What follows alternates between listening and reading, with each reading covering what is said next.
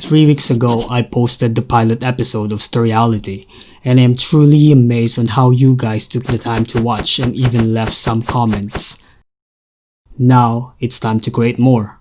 This makes me want to get up, get that boost, and find those people with their inspiring stories about passion, purpose, perspective, and happiness. Hey everybody, before you listen to today's podcast, my name is Joshua Kim.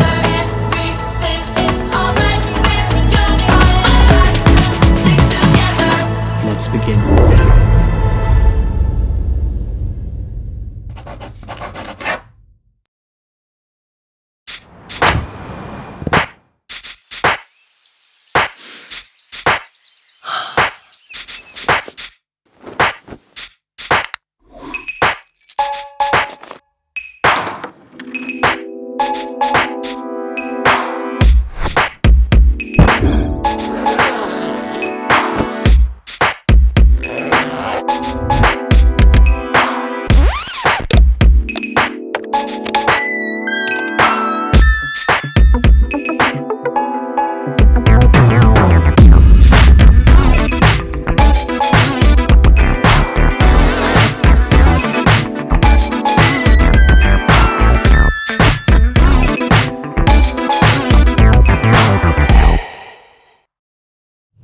My name is Joshua Kim and I am an entertainer, which entails dancing, modeling, and acting.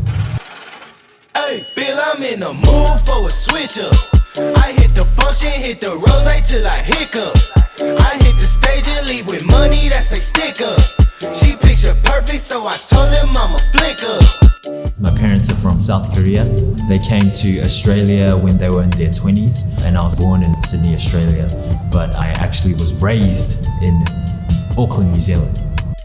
As a child, when I was about 3 years old, I would have a lot of energy, and my parents would just turn on the radio or play like a tape or a CD, and I would just jam it, groove it, like dance everywhere. And my parents and my family members would literally sit on the couch and just watch me dance and perform. I had a big brother as well that was 2 years older than me, so by the time I hit primary school, it was me and my big brother. As a child, always running around, getting up to mischief. I actually got into a lot of fights as well. That was almost my expression before dance, I'd say, fighting, because it kind of fulfilled those same rush I got from fighting as I get from dance now. I went to a high school called Henderson High in West Auckland, and then I moved to Rangitoto. So once I moved up to the North Shore, my kind of world or the people around me were a lot different. So I had to adjust in a way, and I had to make new friends and all of that. It started to fit in a little bit more. My perspective changed. I didn't want to fight as much anymore because it was super frowned upon in that new high school that I was at Rangitoto. But that's where I kind of like discovered more of my passion for dancing.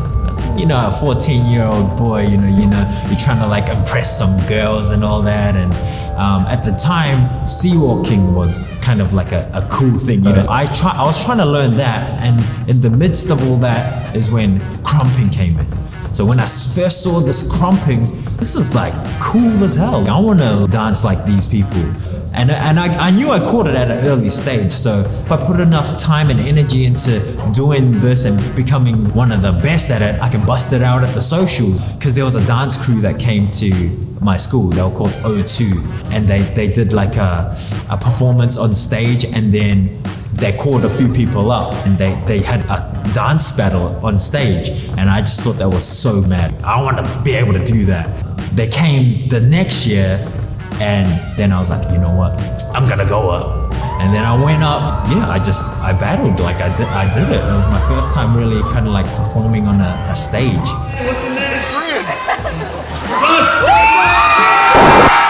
And I was like, wow, like the rush, the adrenaline that I got, I was like, I like this. It's kind of like the rush I would get from fighting, except it's a positive outlet right now.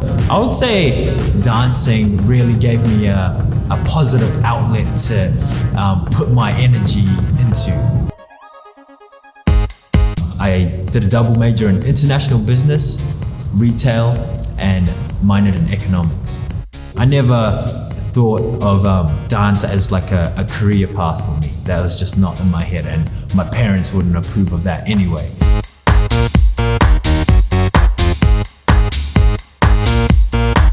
So after I did that degree, there was actually these people from Disney World in Orlando that came over, basically trying to get people to come over and do an internship.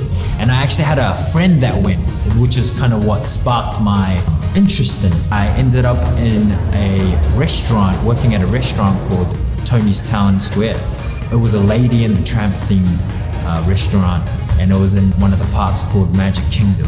Literally made me do like a spiel. Wanted me to speak in this like Italian accent because it's an Italian restaurant. Everyone's waiting in the waiting room. You literally have to do a spiel. Yeah, you'd have to call for family. So when the ticket comes out, you have to be like, "Attention, attention! Tony is now ready for the blah blah family." And that was my job for 6 months, seating people at their tables. During my experience at Disney World, there was a talent show called The Night of Stars. Let's hear it for Joshua Kim. So I entered, I actually ended up winning the whole thing. From there, that sparked the interest in me and gave me the confidence to think like, hey, maybe I can actually do this as a career choice. And after that, I went back to New Zealand and I started working at JB Hi-Fi for Microsoft as well. After I started working there, I was just like, man, I really can't do this. I can't see myself doing this for the rest of my life. So I'm gonna really try and pursue this dance thing. I started taking classes in 2 different studios. I was a freestyle dancer, so for me to go and try do these classes, which are choreography, it was just a totally different ball game. I couldn't do it. My ego was huge. Like I thought I was the man because I just won this show in America, going back to New Zealand, then going into a class, trying to do this choreography. I just couldn't do like anything. I couldn't do anything the teacher was trying to teach. And I was like, yo, I really gotta like work at this. And the frequency in New Zealand just wasn't enough for me to get to the level that I wanted to be at. So then that's when I decided I wanted to move to Sydney, Australia.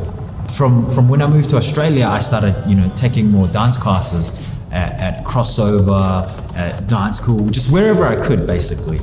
And the frequency I was taking them at, like I would go to work and straight after work, I'd go to the dance studios and I'd take any and every dance class that I could because I just knew that I needed to upskill in choreography. I was just hammering it, whatever classes I could, even like girls classes. I was taking classes where I had to like literally like twerk because I just needed my brain to get used to doing choreography and get my skill level up to the point where I can be at a professional level. And I did that for a year, about a year, and then I started to see some progress. And then I was taking classes by a choreographer, dancer named Jet Valencia, and he's one of the main people that really gave me an opportunity and a chance to get into this world.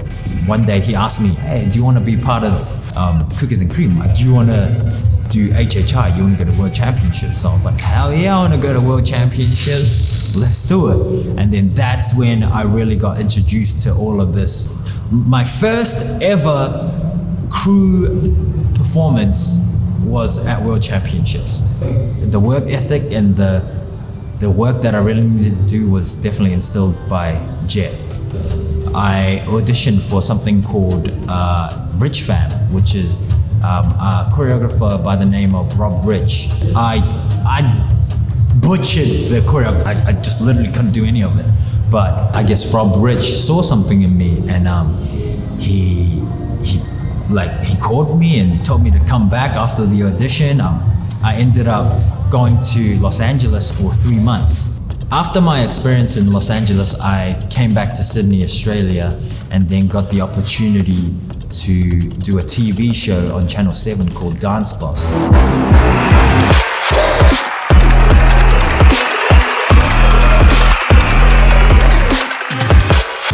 Our team didn't win it. We went to the finals, but we didn't win it, right? But it got me enough exposure to get me signed as a model, get me an acting agent, and then all these things just came about. I had no idea that dancing would open so many doors of opportunity for me. So we fade in the rhythm.